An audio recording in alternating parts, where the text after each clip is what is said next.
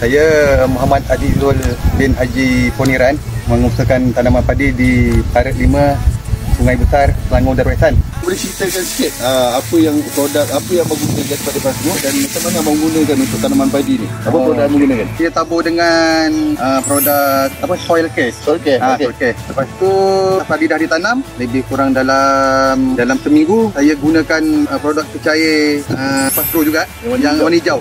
Untuk tempoh berapa lama abang guna pola hijau tu? Pola hijau saya guna lebih kurang daripada peringkat awal tanaman tu sampailah dalam umur 65 hari. Kekerapan dah membuat 2 minggu Kekerapan bukan 3 minggu sekali. 3 minggu sekali. 3 minggu sekali saya buat. 3 minggu sekali kekerapan. Dan selepas pada tu ada masuk dengan Black Wizard juga? Betul. Saya menggunakan Black Wizard hijau tu. Black Wizard green lah? Betul green. Itu saya buat 2 kali. 2 kali? 2 kali. Itu selepas tempoh berapa hari bang? Itu masa saya buat pada umur lebih kurang 50 hari, bawa ke 70 hari.